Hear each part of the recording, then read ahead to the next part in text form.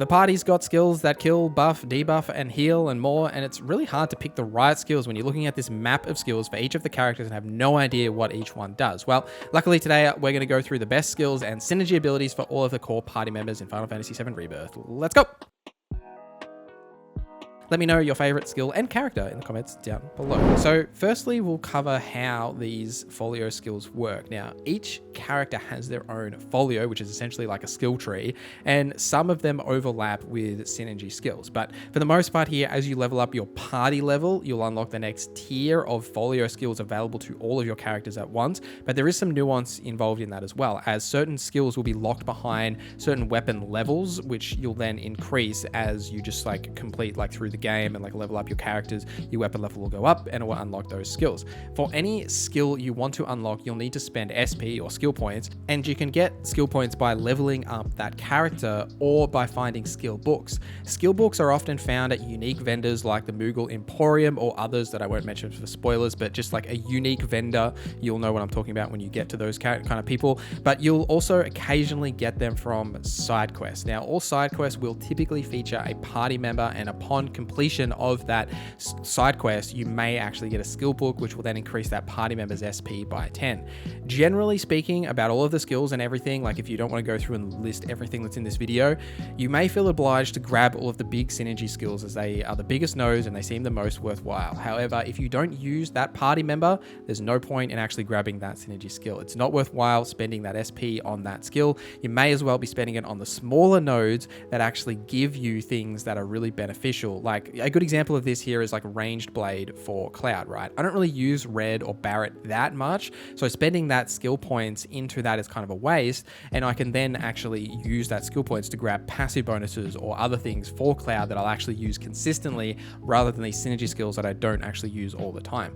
Luckily, you can always reset your folio skills as well at a bookstore or the auto mats that are found near benches. Really good to do this if, say, you are forced to use party members for certain missions. You can then grab those synergy skills for that specific party combo and then move on and complete it. Let's start with best skills for Cloud. Now, for Cloud here, you may notice we're not going to grab a ton of synergy skills, and that's because the other characters have plenty of synergy skills that involve Cloud, so you're better off spending Cloud's skill points on things that actually give you benefits to your overall kit with Cloud, as you're going to be playing as Cloud for the most part. So what I mean by this is grabbing, say, weapon skills for Cloud like Wind Current, Static Shock, Snow Flurry, and Wildfire. Now, what these are, all four of these are, is these are specific elemental damage type attacks that don't use MP, that you'll instead use weapon abilities. Wind Current's a great example of this and one of my favorites. It's an amazing wind attack that doesn't consume MP, but it pulls enemies towards Cloud, which is great for flying enemies, as flying enemies are often weak to wind. You can pull them towards Cloud, pressure them, allow you to hit them with your big sword, and then you can solve that problem. But it's also good to grab these with Cloud so you can pressure all the enemies by hitting all of those different elemental types, from wind to lightning to ice to fire, which are all beneficial because for the most part, you're going to pressure enemies by dealing the right elemental type. So grabbing these is important. Counterfire is also great for Cloud. It's good for all the party members really, but essentially for some enemies that in the mid to late game that require you to like parry or block them to pressure them, Counterfire can be really beneficial there to then deflect or return damage back to the target. And then focus on the passives for Cloud, like Enhanced Attack to increase Cloud's damage dealt by 3%, and you can flow that into like weapon ability damage up, that sort of stuff that's just improving Cloud's overall capabilities in combat. Moving on to Tifa. Now, essentially here, covering what we talked about with Cloud with synergy skills, one of the main ones you want to grab right off the bat, which is one of the first skills, is the Synchro Cyclone, which is a synergy skill that uses Cloud. Now, this is a good damage attack that also grants unlimited MP for a period of time. This gets better late game when you've like got leveled up materia that you can use like heavy hitting spells for free. Really beneficial to grab and use those with Cloud. Most of Tifa's kit really revolves around unbridled strength and the benefits to your overall like damage you get from having that active. So with Tifa, you want to make a beeline for concentration, which gives Tifa a 50% chance to enter combat with unbridled strength active, and getting the skill will also involve you picking up passives to like increase unbridled strength's duration or other valuable buffs as well. I'd also grab Leaping Strikes, as it can be used with basically every party member, and then it allows you to grab the combo damage up to increase your combo damage by 3%. Barret is an interesting one here as well. Now, Barret has sort of two paths really you can take him in. He's very supportive and synergy skill heavy, as he has heaps of these that are linked with other characters, both either individually or in groups. But I treat Barret as essentially like a tank, and I have him auto cast Provoke to taunt enemies in combat so they don't attack Cloud and my other party members.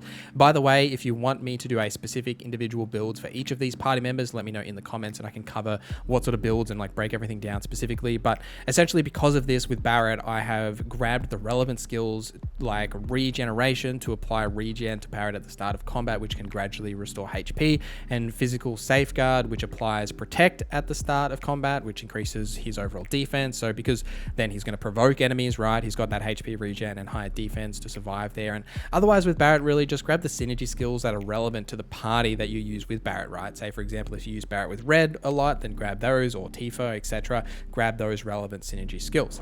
Aerith's role is a ranged magic damage dealer and support character, and because of this, you want to lean into her prowess with magic attacks. Now, for her skills, you want to grab the elemental weapon skills here, similar to Cloud, right? But these are a little different, being Rolling Thunder, Jet Stream, Cold Front, and Heat Wave. These are all relevant because with Aerith, you want to be using these magic attacks as much as possible because that is her strong suit, and you can combo these with the passive skill like Elemental Damage Up to increase your elemental damage by 3%.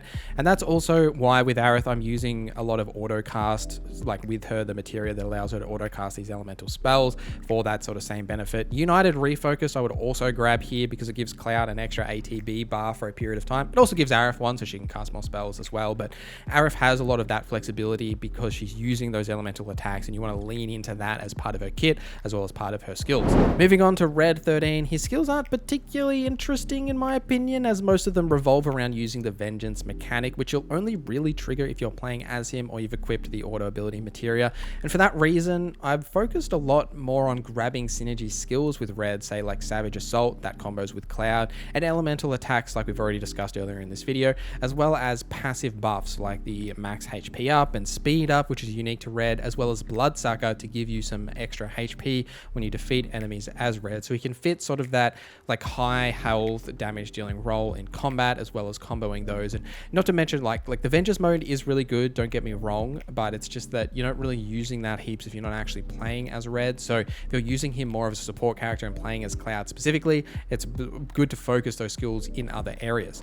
Yuffie joins you at the end of chapter 7 and has some great elemental damage dealing potential because of just being able to apply any element to her ninjutsu skill. You can essentially pressure enemies and just deal any type of damage that you want, and because of that, focusing on those normal elemental abilities we touched on earlier just isn't really necessary. You can really use that SP to focus on the passive and synergy skills with Yuffie. Shuriken Sync is a great one, so when you throw your shuriken, your party member will follow up. You'll use this also as like throwing your shuriken will be applying elemental damage a lot too, so you can hit with that weaknesses, which is really beneficial. Fox Flame fits into that same category, so this allows you to deal whatever element is already on your shuriken in like a charged heavy attack, which is essentially why we don't need those other like weapon ability skills. And then I'd focus on grabbing some passives here, right? Like elemental damage up and any other synergy skills that you're using for the party member that you're using with Yuffie, as she's got heaps of these that you can grab as well. And lastly, we've got Cait Sith. Now, Cait Sith joins you at the start of chapter 9. This is honestly a weird one. Like, he's a pretty chaotic support character that also uses the Moogle to sort of tank and deal damage and stuff. And I'd kind of make a beeline here for the Moogle Head Start skill. This enables a second tier unique ability immediately after calling your Moogle, which is great just to have like an ability applied for free in that way. And then really skills to like buff your Moogle and reduce the damage overall that you take here, right? So then you've got that protection in combat with the Moogle, and then you can lean into some of the synergy skills like the early one you can get with Cloud, which is obviously beneficial to grab as you've always got Cloud with you. But for the most part here, he's sort of a weird character and probably won't be in your main party unless you really love Cait Sith. Like, that's totally up to you, but that's probably the direction that I would take. But let me know your thoughts in the comments down below. Which is your favorite party members and what skills are you taking for them? Thank you for watching this video till the end. Thank you to our members for supporting the channel. My name is NorZZa and I hope you have a great day.